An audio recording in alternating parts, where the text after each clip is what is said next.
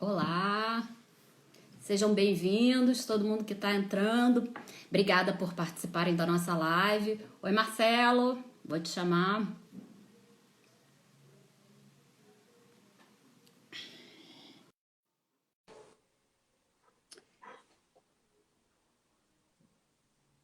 Boa noite para todo mundo que está entrando. Olha aí, Marcelo entrando. Oi, Marcelo. Boa noite, Boa noite, tudo bem? tudo tranquilo? Tá me ouvindo bem? Tô ouvindo bem, tá tudo tranquilo aí pra mim também, a minha voz, tal? Tá, tudo ótimo, tudo ótimo. Legal. Que bom, que bom. Bom, então, Marcelo, enquanto o pessoal vai entrando, eu vou aproveitar para divulgar aquele projeto do bem, como você chama, né? Tá? Isso. Aí depois eu vou me apresentar e eu passo a palavra para você se Tá. apresentar também e falar do seu trabalho, tá? É. Então, o pessoal que está entrando aí, mais uma vez, muito obrigada por prestigiar a nossa live, participar da nossa live. Eu queria aproveitar, enquanto o pessoal está entrando, para divulgar um projeto que está acontecendo aqui em Florianópolis, mas que qualquer pessoa, qualquer brasileiro ao redor do mundo pode usufruir desse projeto, que é um projeto que se chama Tudo Vai Ficar Bem, ponto Brasil. E ele está sendo organizado por algumas psicólogas de Florianópolis, entre elas a Gabriela Outramari e a Graziele Zuilewski. E esse projeto tem o intuito de prestar atendimento psicológico gratuito online para pessoas acometidas pelo Covid, para pessoas com suspeitas de Covid e também para familiares de pacientes com Covid. Tá? E além disso, também presta atendimento psicológico para o pessoal da área da saúde, para os médicos que estão aí na linha de frente e outros profissionais também. Então, quem quiser saber mais sobre o projeto, é só entrar nas páginas do Instagram e do Face. Tudo vai ficar bem, ponto Brasil. Tá? Lá vai conseguir todas as informações. Então, eu vou me apresentar para quem não participou da outra live. Meu nome é Fernanda Fragelli, eu sou psicóloga, sou especialista na área da educação. E aqui em Florianópolis, onde eu moro e trabalho, então aqui eu trabalho no Colégio Arte Vida como psicóloga escolar e também faço um trabalho de orientação de famílias no consultório. Eu fiz uma especialização num programa internacional chamado Método Friends, que foi criado na Austrália na década de 90 por uma psicóloga, pesquisadora e doutora em educação também, que se chama Paula Barrett. E hoje esse programa é reconhecido pela Organização Mundial de Saúde como um programa efetivo na prevenção de problemas de ansiedade e depressão. E ele é aplicado no mundo inteiro, tendo diversas evidências científicas aí comprovando a sua eficácia. Além disso, também fiz uma especialização num programa criado por uma psicóloga também, professora do mestrado e doutorado da Federal do Paraná, que é a professora Lídia Weber. E ela criou um programa junto com as alunas dela do mestrado e doutorado, que se chama Programa de Interação na Qualidade Familiar.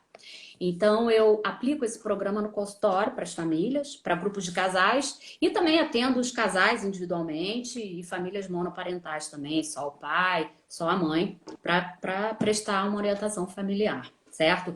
E eu também fiz uma formação em terapia sistêmica, que é a linha da psicologia na qual eu me baseio, eu sigo. Então, agora eu vou passar a palavra para o Marcelo, para ele se apresentar, falar do trabalho dele, dos projetos dele, para a gente começar a live, então. Tá Legal. com você, Marcelo. Então, mais uma vez, obrigado, né, pelo convite e pela participação aí de vários colegas que estão entrando. Eu só vou vendo assim nomes conhecidos, né, agradecer mais uma vez. Claro, algumas pessoas de repente não me conhecem. Eu acho que sempre vale a pena a gente estar podendo falar sobre o trabalho. Eu também vou falar um pouquinho do Prodad novo, né, que é um programa que nós temos ali no HU e que vem com todo o know-how de 20 anos de experiência do Prodá lá de Porto Alegre, né? Uhum. Com a coordenação do professor Luiz Augusto Turrode, que foi só o presidente da Federação Mundial de TDAH por 8 anos, né? Então, Bacana. pessoa que Legal. tem um conhecimento enorme e que presta, né, ainda o know-how para a gente. E é um programa gratuito de avaliação e início de tratamento de pacientes com transtorno de déficit de atenção e hiperatividade TDAH. Para maiores informações, eu acho que é mais fácil até entrar em contato direto comigo, né? Mas o encaminhamento é do posto, depois de avaliado e começado o tratamento, volta para o posto o paciente. Bem legal. Então, eu sou Marcelo Calcanhert, eu sou psiquiatra, especialista em infância e adolescência, apesar de atender também adultos.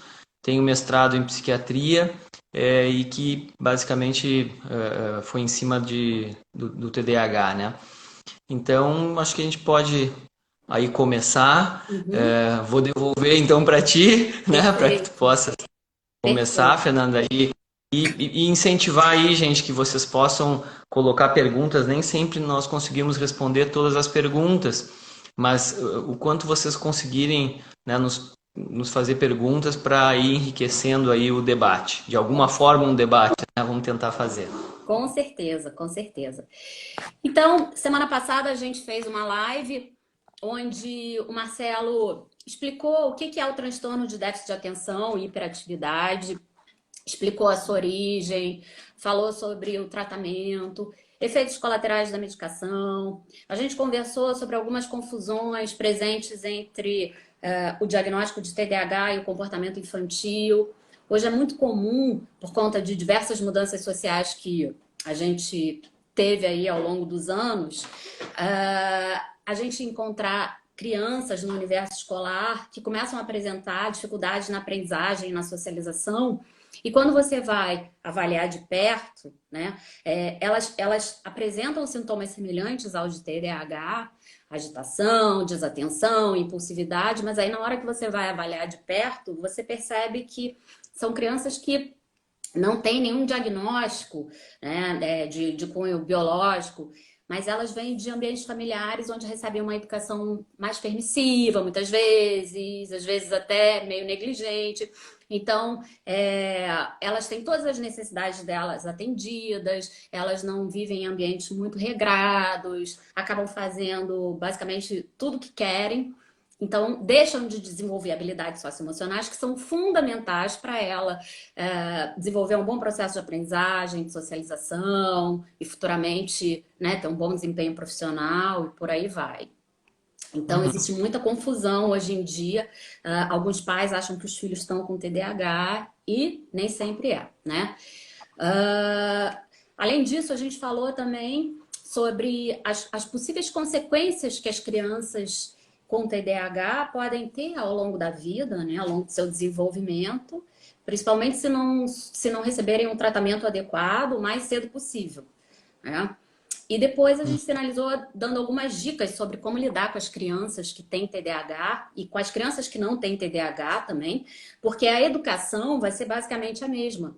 Só que as famílias que têm crianças com TDAH vão ter que fazer alguns ajustes, tá? E aí o Marcelo, no final da live, foi feita uma pergunta que ele quis responder, mas não deu tempo. Então, Marcelo, eu vou passar a palavra para você começar respondendo essa pergunta, e aí depois a gente pode começar essa live, tá certo? E antes de passar a palavra para o Marcelo, eu queria dizer que a gente resolveu fazer essa continuação, porque é um assunto muito vasto, e a gente saiu frustrado da outra porque não deu para responder todas as perguntas por causa do tempo e porque a gente gostaria de passar mais algumas informações que a gente acha importante, que vai ajudar as famílias, certo? E para a gente poder também tirar mais dúvidas. Então, eu vou passar a palavra para você, tá, Marcelo? Então, basicamente eu queria dar também uma certa resumida, né? Então, o que é o TDAH, né? O transtorno de déficit de atenção e hiperatividade. Nós sabemos que é um transtorno neuropsiquiátrico, porque tem alterações neurológicas já bem estabelecidas, estudos que mostram isso, então não é uma invenção, os psiquiatras acham que tem, os neurologistas acham que tem, não, já está bem estabelecido. Com manifestações psiquiátricas, que são os sintomas que nós chamamos, então, de desatenção, hiperatividade, impulsividade, e que, quando levam a prejuízo e estão atingindo várias áreas do desenvolvimento da criança, do adolescente, mas também do adulto, seja a escola, o ambiente de casa, no adulto também as relações, então nós vamos ter o diagnóstico. Lembrando que pode ser confundido, como muito bem a Fernanda falou, com outros problemas, né, familiares, mas é bem importante. Um problema social, um problema de relação não é TDAH, tá? Nós estamos dizendo que pode ser confundido porque os sintomas eles são muitas vezes parecidos. Podem ser por outro problema psiquiátrico, que pode ser, por exemplo, uma depressão. Depressão também causa dificuldade de atenção, a pessoa fica sem energia, com só alguns exemplos de sintomas. E também pode ter comorbidade, pode estar junto. Não quer dizer que eu não posso ter TDAH e depressão, TDAH e um problema de ansiedade, na verdade até é o mais comum. E uma herdabilidade muito alta. Então já se sabe que tem uma implicação genética, são vários genes que estão implicados, não sabe bem quais, qual é o peso de cada um, mas a herdabilidade se sabe que é em torno de 74%, 75%, e que então faz com que a gente saiba que chegando uma criança para o atendimento eu vou ter praticamente necessariamente avaliar os pais, fazer uma entrevista também com os pais, se eles já não tinham. Muitas vezes os pais já dizem, né? Puxa, eu estava fazendo aqui a análise dos sintomas e parece que eu estava me vendo na minha infância. O problema é quando os pais não aceitam, aí é outra história, né? Que nós vamos ter que debater. Mas quando aceitam, quando entendem a dificuldade, que não é uma bobagem, que não é só porque é um capricho da criança ou porque é mal educado só, né? É preguiçoso, que esses são os rótulos piores, né? Quando a gente fala, muitas vezes os pais trazem questão de rótulo e que dizer que a criança tem TDAH seria rotular. Ora, eu tenho miopia, não é um rótulo, é um diagnóstico. Né? Outra pessoa tem hipertensão, é um diagnóstico. TDAH é um diagnóstico. O rótulo é o burro, é o chato, é o inadequado, é o preguiçoso. Isso é rótulo, sabe? Então, acho que já começa por aí um bom diagnóstico para tratar bem, porque a pessoa merece ser bem tratada, acho que nesse sentido. Acho que é Pode. isso. É isso? Então tá bom. Vai, Fernando. Perfeito. Eu conversei com o Marcelo hoje, né, sobre o que a gente ia tratar hoje na live e a gente acha importante trazer um pouco mais de informação sobre a relação entre o desenvolvimento socioemocional da criança e com o TDAH, né, com o diagnóstico de TDAH. Porque eles estão muito interligados. Então, o desenvolvimento socioemocional da criança, ele pode influenciar de uma maneira positiva ou negativa o diagnóstico de TDAH. O diagnóstico não, perdão, os sintomas de TDAH. Né? Assim como os sintomas de TDAH, eles vão influenciar diretamente o desenvolvimento socioemocional da criança se esses sintomas não forem tratados, tá? Então, eu queria tentar clarear isso um pouco para vocês, explicar um pouco, com a ajuda do Marcelo também, né?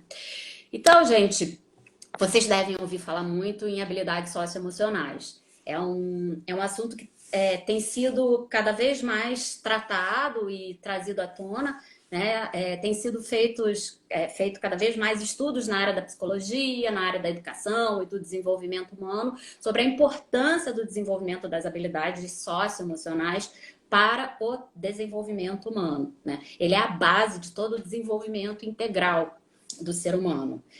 Antes do ser humano, da criança começar a aprender, ela precisa desenvolver essas habilidades, senão ela vai ter muita dificuldade, né?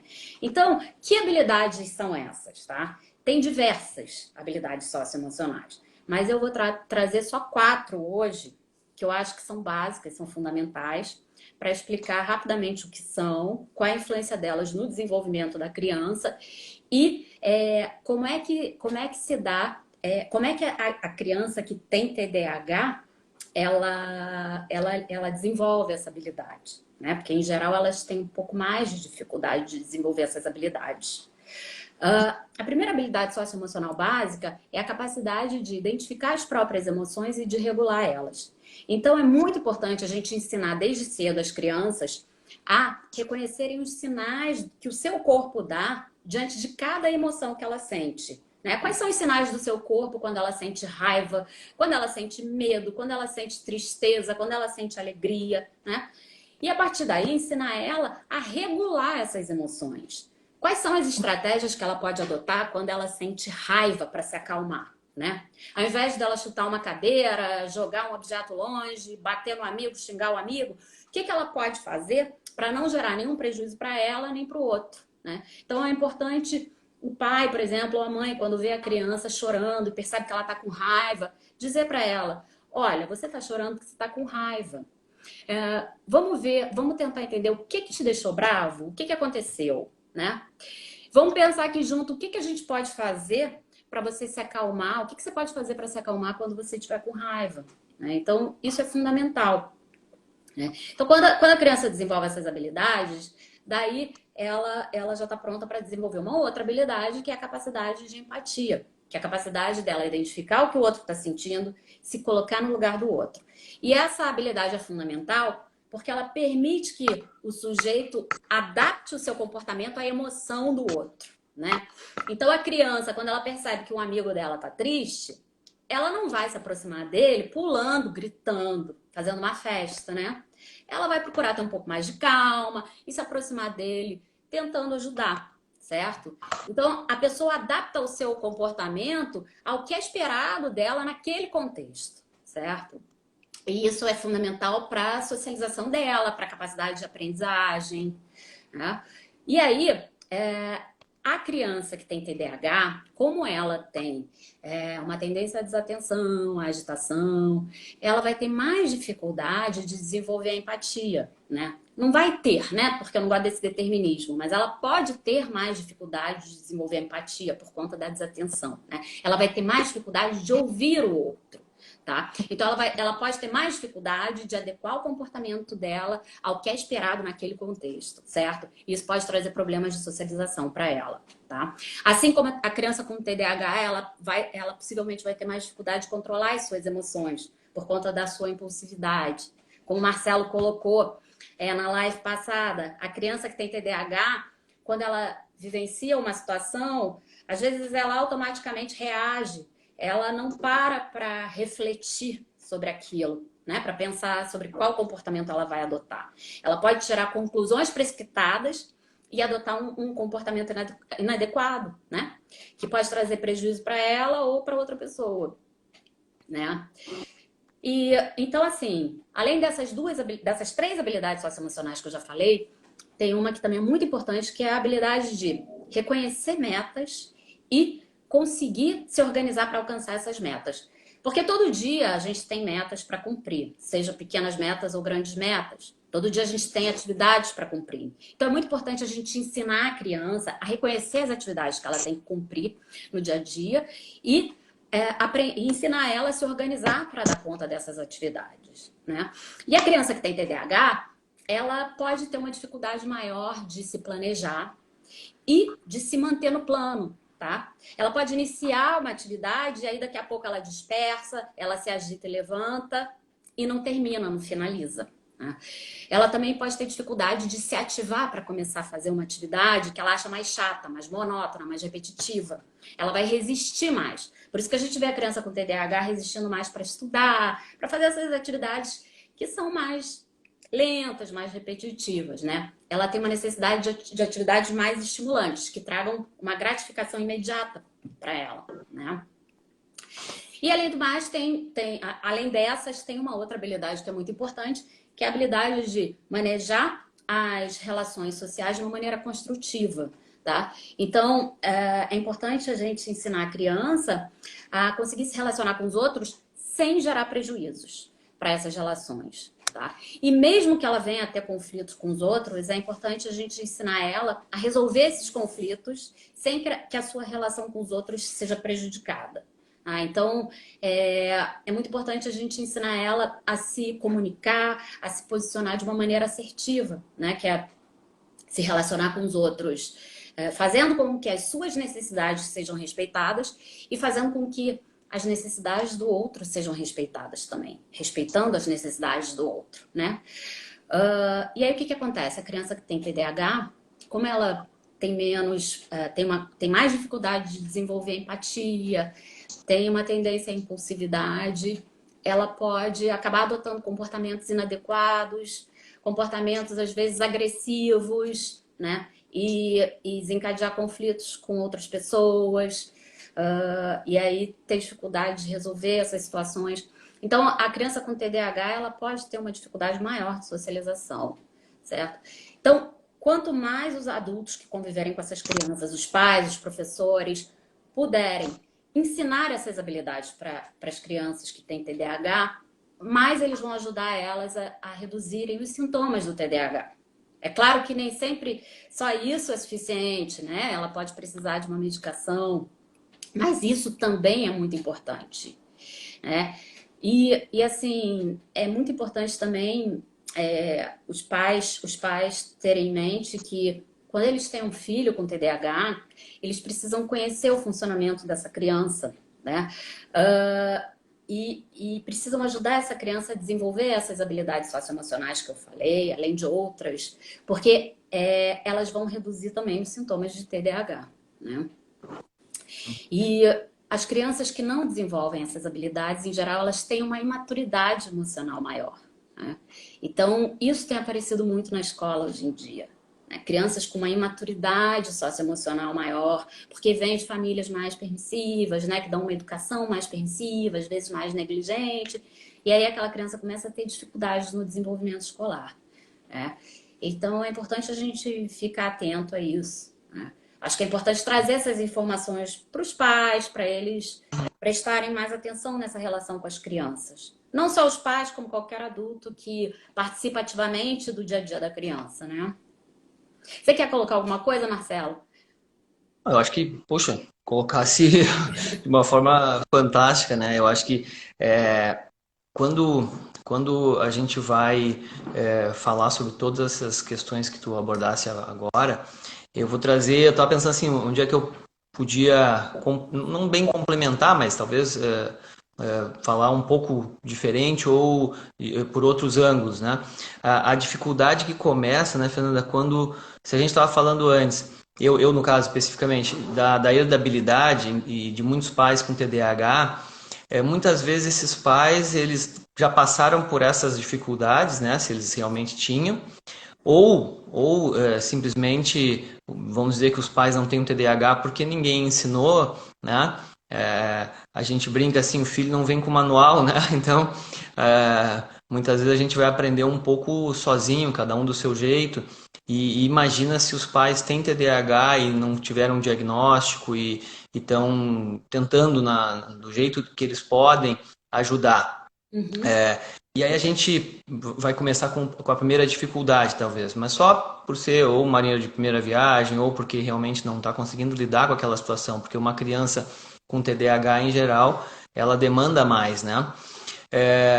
E se a gente for pegar a questão também neuropsiquiátrica, então assim, o que traz, o que se viu já em estudos, né? O que os estudos trazem para a gente de problemas, realmente um dos problemas é na região da regulação das emoções, né? Que a área é diminuída, além do sistema de recompensa, de motivação, mas da regulação das emoções. Então é algo que está comprovado até por estudo na região afim neurológica, né? Uhum. E aí eu até vou aproveitar um pouquinho ali algumas das perguntas que foram colocando, eu fui meio que anotando aqui algumas. Uhum. Então, muitas vezes se pensa, se coloca que assim, não, o TDAH é problema para estudar, Uhum. né? E tá bem, então eu não vou aprender tanto para estudar, e aí Uhum. se eu tomar o remédio, ou sei lá, ou fizer algum tipo de tratamento, eu vou aprender para aula. Uhum. Mas não, foi bem colocado ali, não sei se o nome está correto, é Nanda, não sei se é Fernanda, acho que falou assim, o TDAH não tem filtro, né? Esquece os comandos. Na verdade, a gente até coloca assim, é como se, claro, aquilo que a gente tem que aprender, né? Também na questão de emoções não se aprende. Então, a resposta melhor, que eu já sei qual é como se eu tivesse esquecido aquela resposta, mas não na prova. A resposta para uma situação em que eu tenho que enfrentar, por exemplo. Então eu tenho que enfrentar uma situação e eu tenho lá uma mão cheia de opções para escolher e eu parece que só enxergo uma ou duas.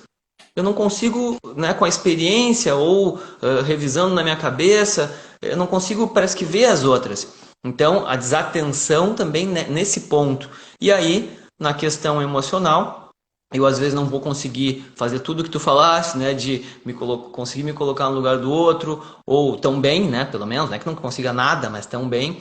ou não vou conseguir identificar a necessidade do outro porque eu não consigo revisar na minha cabeça, não consigo lembrar. E aí eu acabo também, impulsivamente, pela impulsividade, eu acabo tomando rápido essa opção. Eu não espero um pouquinho para pensar melhor. Então, ainda mais quando tem a impulsividade. Então, ali o termo que a Nanda colocou, né? Esquece o comando, é como se esquecesse. Mas não é só o comando assim, filho, vai lá e faz tal coisa. É o comando dele mesmo, né? Qual é a melhor opção para se tomar.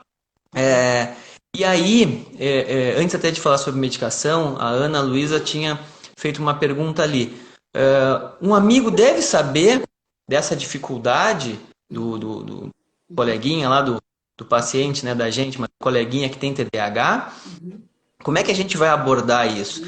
É um assunto delicado, porque se o meu filho tem diabetes e aí ele tem que tomar uma injeção, né, de insulina, eu vou falar para os pais, né, e vou falar para o amiguinho dele, olha, se ele tiver com uma crise que às vezes acontece, fica com tremores, sua, ele pode desmaiar, porque falta glicose é assim, assim, então ele vai ter que tomar, vai ter que comer, mas ao mesmo tempo ele tem que fazer uma injeção lá de insulina, assim, assim, todo mundo vai entender, vai dizer, pô, pobre do guri, né, ele tem diabetes, que droga e tal. Agora, se eu digo, meu filho tem TDAH, algumas pessoas podem entender, mas outras podem dizer, esse menino aí não sei, sabe? Então o preconceito existe ainda. A gente pode estar falando aqui, tá muito legal e tal, mas assim, há um preconceito muito grande principalmente quando entra psiquiatria no meio, né? Seja no diagnóstico, seja no tratamento. Algumas pessoas, claro, obviamente já entendem.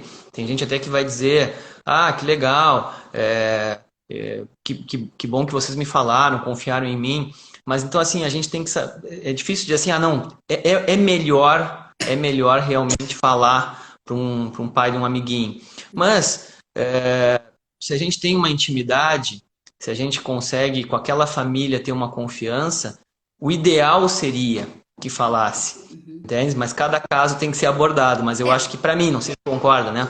Eu acho que é bem isso que você falou. Ainda existe eu acho que ainda existe, na verdade, as pessoas ainda têm muita falta de informação sobre os problemas mentais, né? As pessoas tendem a rotular sofrimento mental como loucura, né? Tem muita gente que ainda associa sofrimento mental à esquizofrenia, à perda de controle, à loucura, né? Então, eu acho que as pessoas precisam ter mais informações sobre o sofrimento mental, sobre as diversas doenças mentais, né? Porque da mesma maneira que a gente tem doenças físicas, a gente tem doenças mentais. E estão todas interligadas. Então as pessoas não têm problema nenhum em dizer que estão com uma gastrite, que estão enjoadas, de pegar um remédio para gastrite, para enjoo, tomar e oferecer para os outros. Agora, as pessoas morrem de vergonha de dizer que estão com problema de ansiedade, estão tomando ansiolítico, que estão com depressão, estão tomando antidepressivo e por aí vai, né? Outro dia eu estava conversando com uma pessoa que eu conheço que tá com um quadro, que desenvolveu um quadro de depressão e ansiedade. E ela estava perguntando para mim se deveria contar para o namorado ou não, né? Eu falei, mas é óbvio, né? E se ele não compreender, eu não sei em que mundo ele está vivendo, em que mundo ele vive, né? Porque as pessoas precisam compreender o sofrimento mental. E aí eu acho que o nosso papel é levar cada vez mais informações para as pessoas sobre isso, né? Porque isso, desculpa a palavra, é meio pesada, mas eu acho que a ignorância gera muito preconceito, né?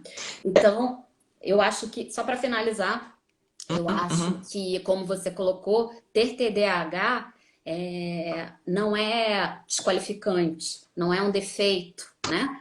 É um transtorno mental que pode ser tratado como uma diabetes tratada, né? Então, se a pessoa tomar a medicação adequada, ela pode reduzir os sintomas e ter um desenvolvimento muito saudável, né? Então, eu acho que quanto mais a gente falar abertamente sobre esses assuntos, mais a gente vai naturalizar eles.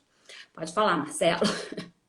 Não, eu ia dizer que uma outra questão é muito assim, se a gente está falando sobre depressão, até causa um pouco de pena, compaixão, sabe? A pessoa fica assim, pô, o cara tá mal, né? Ele não tá legal.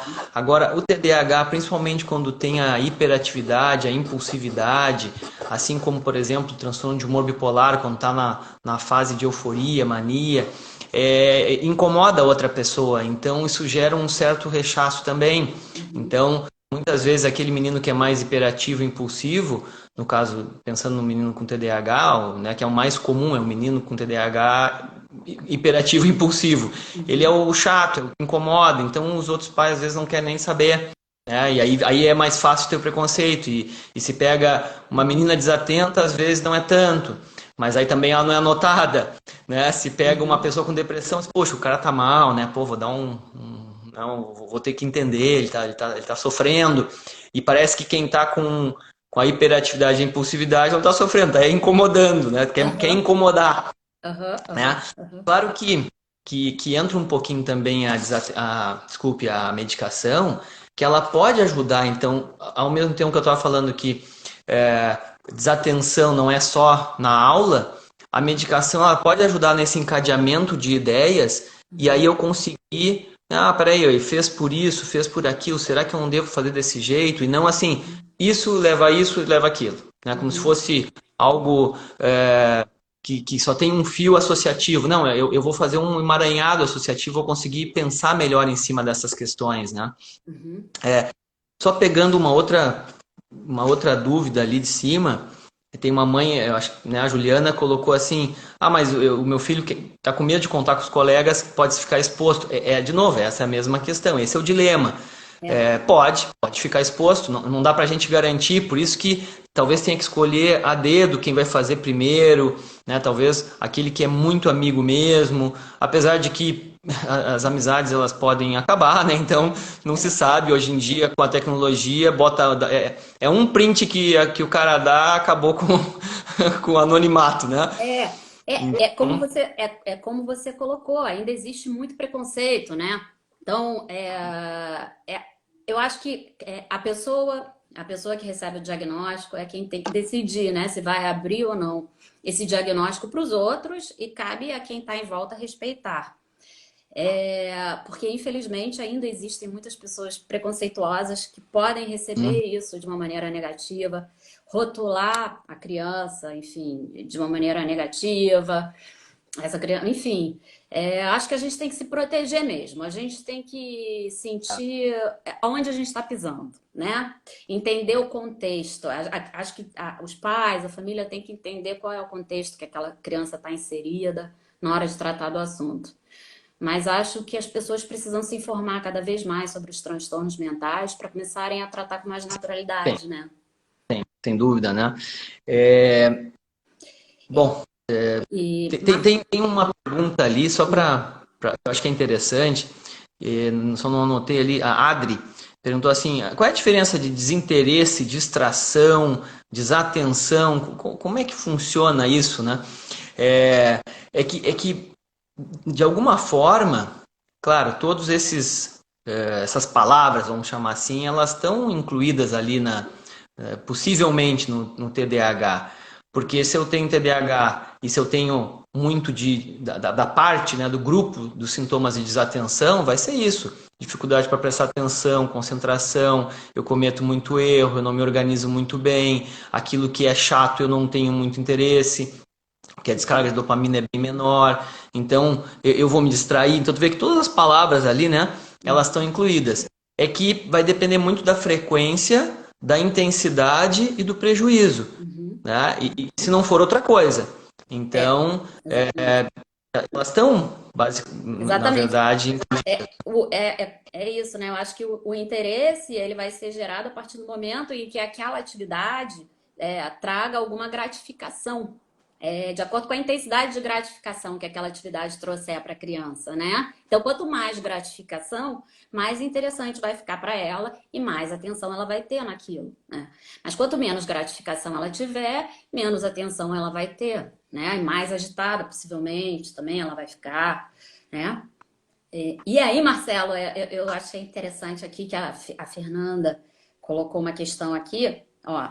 Já ouvi algumas pessoas comentarem que crianças que têm TDAH são mais inteligentes, como se já estivessem lá na frente. Existe algum estudo sobre isso? Eu queria comentar e depois eu Claro, passo a claro. palavra para você, tá? Sim, É, sim.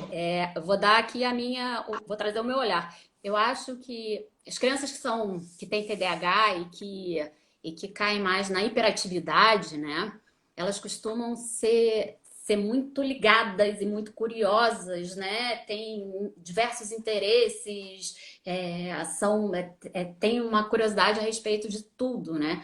Então, em geral, são pessoas muito inteligentes, né? Mas o problema é que às vezes elas têm curiosidade sobre diversas coisas e acabam não se focando em nada especificamente, né? Uhum, Eu vou dar uhum. a palavra para você complementar. Não, eu até vou pegar um pouquinho do anterior e vou tentar, de alguma maneira, falar o que tu falasse, mas de um outro jeito que eu gosto de falar também, que é assim, é que o TDAH, aquilo que é prazeroso, vamos pegar o normal, né? O que é prazeroso a gente vai ter mais foco e atenção, o que não é prazeroso a gente vai ter menos, todo mundo. Quem tem TDAH, em geral, o que é prazeroso tá normal, tá lá em cima. O nível de Uhum, dopamina, a descarga é normal. O que é ruim, o que é chato, tá lá embaixo, muito mais abaixo do que o normal. Então, já começa um problema, vai ser muito desinteressante. A aula chata vai ser muito chata, né? O que é cansativo vai ser muito cansativo. Então, é muito acima do normal, né? O nível de desatenção. E aí, o que acontece? Aquilo que é chato é muito chato, eu vou querer fazer só o que é prazeroso. uhum, E aí também, possivelmente, eu vou ter uma performance melhor, porque a minha dopamina também está no nível maior. E aí eu só vou querer jogar um videogame, eu vou querer fazer só o desenho lá que eu gosto de fazer, porque no meio do estudo eu me perco e faço um desenho maravilhoso. Então aí parece que aquilo que eu tenho de legal, eu hiperfoco, né?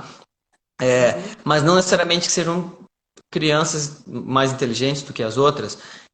Tem acho que aflora mais, né, o tipo de inteligência. Mas o que acontece muito em crianças que têm TDAH e que são muito inteligentes, porque aí muito acima do normal, é que muitas vezes elas não são detectáveis, né? Vamos dizer assim, a gente não consegue identificar na infância, na adolescência, porque elas vão levando, elas uhum. vão driblando o TDAH. E às vezes na fase adulta é que começam a ter problemas, porque aí assim, ó, a demanda aumenta muito e a ajuda baixa muito. Uhum. Então a pessoa fica perdida no seu trabalho ou na faculdade já e tal. Uhum. E só para pegar ali uma pergunta no meio que ficou da Cris sobre mais comum em menina, é que na infância, na adolescência, como os meninos são potencialmente mais do diagnóstico combinado, que é desatenção, hiperatividade e impulsividade, eles incomodam mais, os pais levam mais para atendimento. Uhum. Né? Então, o 4-1 talvez fosse ali um 2-1, mas ainda assim é mais menino. Já para a vida adulta, até porque a hiperatividade também na adolescência começa a dar uma caidinha em termos de intensidade, na vida adulta já fica praticamente 1-1 em termos de Perfeito. incidência. Perfeito. Marcelo, eu queria falar sobre uma questão também que algumas mães me trouxeram, né? Que foi eu achei curioso porque foi mais uma mãe que me trouxe isso. Que na maioria das vezes, nas famílias, quem vai buscar orientação e ajuda para as crianças são as mulheres. Os homens são mais silenciosos sobre isso, né? E aí eu fiquei Uhum, pensando sobre isso, por que que isso acontece, né? E aí uhum, uhum, eu fico pensando que isso pode acontecer porque, apesar da gente ter passado por diversas mudanças sociais, a mulher ela ter modificado seu papel social, ainda não houve uma reorganização do papel social do homem. Né? Então a mulher ela acumulou uma série de funções e o homem acabou ficando com menos funções, né? Em muitas famílias, não estou generalizando, né? Então muitos homens eles acabam se focando mais na realização profissional e acabam não se envolvendo tanto com os cuidados da casa e dos filhos, né? Então, as mulheres acabam se envolvendo mais com os filhos afetivamente e buscando ajuda. E aí, uma coisa que eu acho muito importante também os pais refletirem a respeito é que é muito importante que os pais desenvolvam o autoconhecimento. Por quê? Porque a partir do momento que você conhece as suas características individuais, né, você pode avaliar melhor o comportamento que você está adotando com seu filho, né? A forma que você está lidando com ele, as expectativas que você está colocando sobre ele, né? Então, e isso pode ser feito como? Você relembrando toda a sua história, né? Relembrando como é que foi a relação dos seus pais com você, quais foram os comportamentos que os pais adotaram com os filhos, é, que quais foram os comportamentos que os seus pais adotaram com você que não te fizeram bem, que tiveram um efeito negativo sobre o seu desenvolvimento, né? Assim você vai poder reavaliar a relação com seu filho, porque muitas vezes os pais eles tendem a repetir o estilo de educação que eles receberam dos próprios pais com os filhos, e às vezes fazem isso sem perceber, repetindo os mesmos comportamentos que não tiveram efeitos positivos na vida deles, né? Então, é importante que os pais comecem a assumir mais funções, né? Afinal, a responsabilidade é 50%, 50%, não tem essa de meu marido me ajuda. Os dois, homem e mulher, têm a mesma responsabilidade. Então, os homens precisam se envolver cada vez mais com os cuidados das crianças, né? E tanto os homens como as mulheres, eles precisam se conhecer, procurar se conhecer mais para poderem ter um envolvimento afetivo maior com os filhos e ajudar mais os filhos, né? Então, eu acho importante colocar isso, sabe? Você quer falar? Então, eu concordo, não tem nem o que, não tem o que botar nem o que tirar, como se diz. A tua explicação foi perfeita. Assim, os homens tendem, né, um tanto pela sua criação, um tanto por uma questão cultural, né, o machismo ainda de alguma forma impera, então, principalmente homem para filho homem, né, o treino para ser macho, para ser o cara, né, e não pode chorar, ainda tem um tanto disso. Algumas dessas coisas não aparecem tão veladas como era antigamente, mas ainda tem um tanto. Né, não se muda tanto, o que se muda com uma rapidez incrível é a tecnologia, mas as mentes das pessoas não são tão rápidas as mudanças, né? Então, Claro, claro, claro. os homens tendem a não se a não aceitar tanto, né? Até porque muitas vezes eles conseguiram. Então, se disser assim, não, realmente o teu filho tem um problema, assim, tá, então eu também tinha um problema, como assim, sabe? Então tem uma, Isso. uma dificuldade de eles aceitarem. Então, às vezes tem que ver assim o quanto para eles foi difícil. Acho que tu falasse muito bem sobre isso, né? O É, quanto é difícil para eles aceitarem que eles também pudessem ter dificuldade, não, mas eles se deram bem. Que bom que eles se deram bem, que bom que eles lutaram e conseguiram, né? Mas não quer dizer que o filho deles é frouxo ou que não tem capacidade, porque a gente vai dar uma oportunidade melhor para buscar, né? Ou que não brigar na vida não quer dizer que vão ser, né, sem capacidade para lutar. e quantos prejuízos eles não poderiam ter evitado ao longo da vida deles, né? Se tivessem sido diagnosticados mais cedo, né? Se tivessem recebido o tratamento adequado, né? Uhum, E uhum. os pais, quanto menos envolvimento afetivo os pais tiverem com os filhos, né? Menos eles vão conhecer o funcionamento da criança e vão poder ajudar a criança. Então, se a criança tem TDAH, né?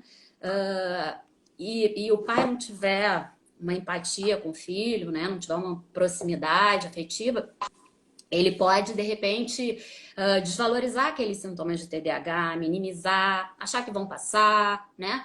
Ou às vezes, adotarem uma postura autoritária com a criança, de quererem impor a forma deles de funcionarem, de impor os desejos deles e as necessidades deles sobre as necessidades da criança, né? E ao invés de ajudá-las, acabar acentuando os sintomas do TDAH, né?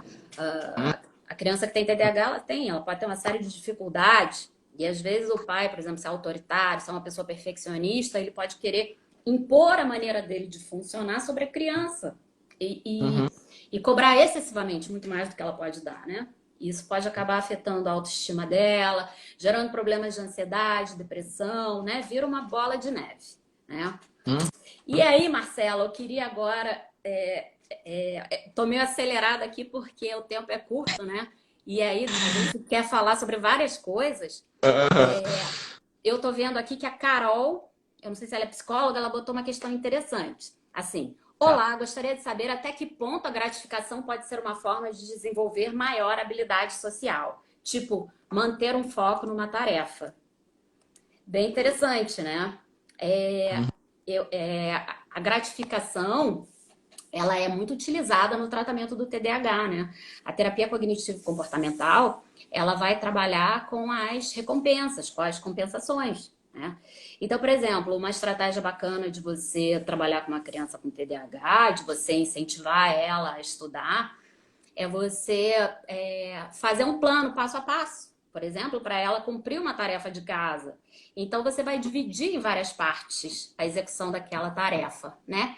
Então, se ela tem cinco questões para fazer, ela faz a primeira questão, para, e aí ganha uma recompensa. Que recompensa? Né? Fazer alguma coisa que dê prazer para ela, né? Seja assistir um pouco de TV, mexer um pouco no computador, ouvir música, enfim, né? Aí daqui a um tempo ela volta e faz outra. E aí ganha uma recompensa. E aí você usa esse esquema de gratificação para ajudar ela a cumprir uma atividade, a alcançar uma meta, né? Você quer falar alguma coisa, Marcelo? Ah, uma forma que a gente vê bem interessante é o sistema de pontos, né? De poder ter um nível de pontuação que tem que ter durante o dia. E que eu digo muito porque às vezes os pais só vão poder dar essa gratificação no final do dia, né?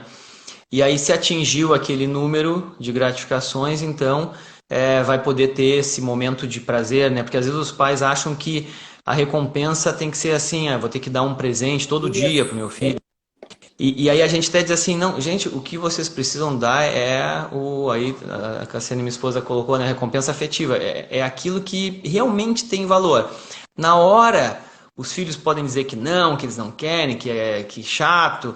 Gente, é incrível quando a gente força um pouquinho, não, vamos fazer, vamos lá, 15 minutos com o pai, o que tu quer jogar, o que tu quer brincar? Olha, daqui a pouco eles estão rindo, dando risada e feliz da vida, sabe? Isso vai ser com o meu, vai ser com o filho de qualquer pessoa. Então, assim, mesmo quem tem TDAH, então, porque assim, tá vendo que o pai, a mãe fizeram um esforço para estar com ele, né? E eles querem estar com ele, mas a gente tem que estar prestando atenção na criança, porque não adianta, aí vem a questão também do, do, do- de sermos exemplo, né? Não adianta dizer pro filho, para ele não mexer no celular e eu tô jogando com ele com o celular na mão. Ah, não, só tô vendo aqui rapidinho. Não adianta, né? Então, claro que tem vezes em que a gente vai ter que fazer isso, né? Eu tenho que atender uma emergência, uma urgência, eu tenho que dizer para o meu filho, filho, o pai vai ter que atender aqui, um paciente que não tá bem, eu já expliquei para ele sabe, não vai gostar, mas tá bem, ele vai ter que entender também, então cada um tem as suas urgências, mas poder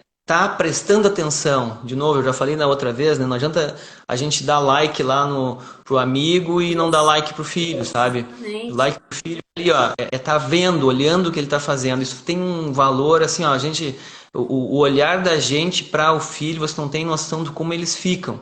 Não. Né? Tá com o celular na mão, como faz mal. E aí depois não dá para cobrar. Então, a gratificação bem feita, eu acho que essa é a questão também.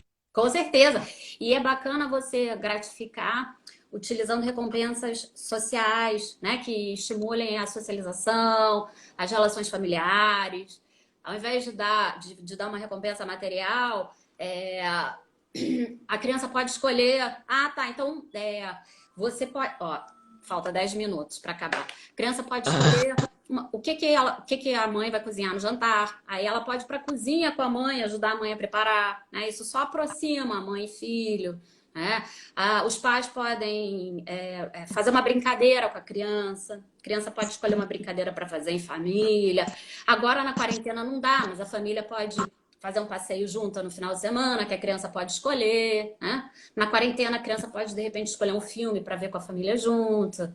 Esse sistema de gratificação, de recompensa, é muito legal para usar com as crianças na quarentena agora, né? A gente até, eu queria falar, né, junto com você, dar algumas dicas sobre como que as famílias podem estar lidando com as crianças que têm TDAH e não têm TDAH durante a quarentena, para ajudar elas a terem comportamentos mais funcionais. Ficou meio em cima da hora, né? Mas acho que ainda dá tempo. Mas acho que dá tempo sim, claro. Tempo, falta 10 minutinhos. Mas Aham. eu acho que assim, uma coisa muito importante que eu queria falar para os pais é que tá todo mundo vivendo uma situação atípica, tá todo mundo confinado em casa, né? Todo mundo passou por perdas, de uma maneira ou de outra, tanto as crianças quanto os adultos. Então, tá todo mundo sofrendo de uma maneira ou de outra, né? Apesar de ter pessoas que estão em situações melhores do que outras, né? Mais confortáveis. Mas eu sei que tem muitos pais que continuam trabalhando tempo integral dentro de casa. E, ao mesmo tempo que estão trabalhando, precisam supervisionar as atividades da criança, atividades escolares. Tem crianças também com cursos de balé online. Então, o pai tem que parar o trabalho para ir lá, acessar o link da aula e supervisionar se a criança está fazendo. Então, eu acho que os pais, em primeiro lugar, não tem que se cobrar muito. Não é o momento de exigir o melhor desempenho de ninguém, né? Talvez, se os pais acharem que a criança está com muitas atividades e eles não estão dando conta de supervisionar, talvez selecione as atividades mais importantes, né? Onde a criança vai desenvolver as habilidades que eles consideram fundamentais e deixa as outras para continuar depois da quarentena. E os pais precisam ter o controle emocional, porque é muito importante que as pessoas cheguem com uma saúde física e mental no final da quarentena, para poderem retomar suas vidas de uma maneira integral, né? E se os pais, diante da primeira irritação, diante da primeira situação de estresse, começarem a explodir em casa, né? Aquilo vai gerando um ambiente de estresse, começa a afetar negativamente as relações do casal, as relações com as crianças ficam mais estressadas. As crianças que têm TDAH podem, ao ficarem mais estressadas, podem ficar mais desatentas, mais impulsivas, mais agitadas, né? Vai virando, é sistêmico e vai virando uma bola de neve. E aí, no final da quarentena, vai estar todo mundo exaurido, né? Então, eu acho que o controle emocional é fundamental. Os pais precisam. Ó, sentiu vontade de explodir? Respira. Se for necessário, sai do ambiente, fica um pouco sozinho, até se acalmar, e depois que se acalmar, volta e trata da situação com calma, né? Além disso, né? tem- vamos tentar falar de todos os possíveis aqui de se fazer, mas acho que muito importante, juntando tudo que tu já falaste, é começar o dia com atividade que seja mais passível de ser feita, né? Uhum. Porque às vezes o pai quer começar com a pior matéria e aí já começa mal, já encalha ali, aí não vai fazer mais nada. Não quer dizer que não possa, né? Mas assim, começar o dia com aquela matéria que tem mais habilidade, que já sabe que vai sair bem, dá um gás, já dá um ânimo para seguir o dia. Dividir, como tu dissesse, em várias tarefas, né? Porque muitas vezes a atenção, claro, depende de estar tomando medicação ou não, mas a atenção às vezes é 20 minutos, 30, né? Depende da idade, claro. Mas não adianta também forçar uma maratona, um monte de coisa a fazer. Não, vamos acabar tudo isso aqui. Às vezes não é possível. Mas ao mesmo tempo não dá para também para ir deixando acumular matéria, acumular exercício. Então, como fazer aí esse equilíbrio também, claro, é de cada família, é tentativa e erro. Mas começar, já tinha falado até na outra, com uma boa noite de sono. Então, tentar evitar eletrônicos até tarde no dia anterior, poder dormir mais cedo, ter a rotina. Então, tudo isso vai ser muito importante. Exercício físico é muito importante, não necessariamente como um tratamento, mas aí como saúde geral para todo mundo, né? Então, poder. Mas aí a família toda tem que se exercitar. De novo, gente, não adianta dizer para o filho que ele tem que correr dentro de casa para fazer um exercício físico e a pessoa fica sentada lendo, sei lá, um celular. Não vai resolver, né? Exatamente. Realmente, se a gente puder, né, a Adri colocou ali pequenas metas diárias, né? É isso aí. Não adianta fazer uma meta enorme que às vezes a pessoa não consegue atingir e vai ser muito frustrante tanto para a É criança, isso para os mesmo. pais, Você ou falou uma mesmo adulto, né? O Você adulto para falou ele uma mesmo. coisa, você falou uma coisa importantíssima, né? Os pais são modelos de comportamento para as crianças. Então, o discurso tem que ser coerente com o comportamento, né? Não adianta o pai dizer você precisa se exercitar se ele fica sentado no sofá o dia inteiro, mesmo que seja trabalhando, né? Ele precisa fazer também, servir de modelo para a criança, né? Uma outra coisa que eu acho bacana nesse período da quarentena é que as crianças elas estão sem horários, né? Por mais que elas tenham aulas online, é mais tranquilo, elas não têm que se deslocar para a escola. Então, é o momento dos pais colocarem as crianças para ajudar com as atividades domésticas, que elas já têm condições de fazer de acordo com a idade, né? A criança ela já pode, com 5, 6 anos, começar a esticar o seu lençol, né? Tentar dobrar o seu pijama, botar em cima da cama. Claro que não vai ficar direitinho, vai ficar amassado. Mas deixa, né? Se Isso, ela, né? Se todo dia ela for fazendo, ela vai desenvolvendo aquela habilidade, né? Às vezes os pais também não têm paciência de esperar a criança conseguir amarrar o sapato sozinha, conseguir se vestir sozinha. Agora é o momento de estimular elas a desenvolverem essas habilidades, né? Estimula a criança a aprender a calçar o sapato sozinha, a amarrar o sapato, porque ela pode ficar agora um tempão lá, né? Tá todo mundo dentro de casa, ninguém tem horário para chegar nos lugares, né?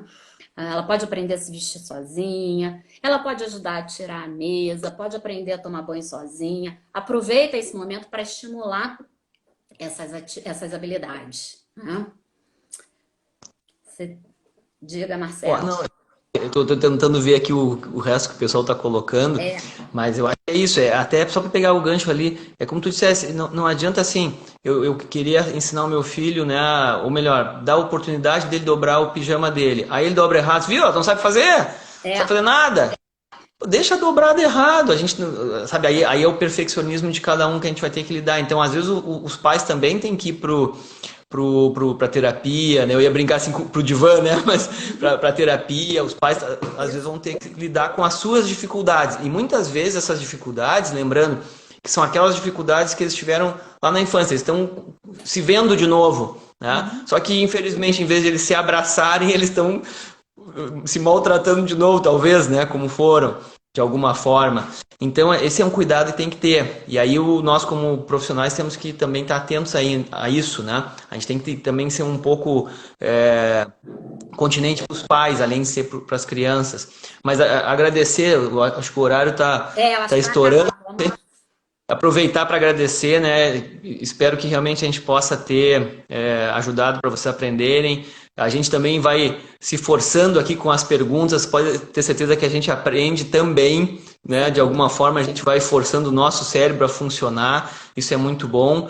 Dizer que, olha, não está sendo fácil para ninguém, mas uma força aí para todo mundo nessa quarentena e quem sabe a gente faz mais alguma aí, né? Vamos ver.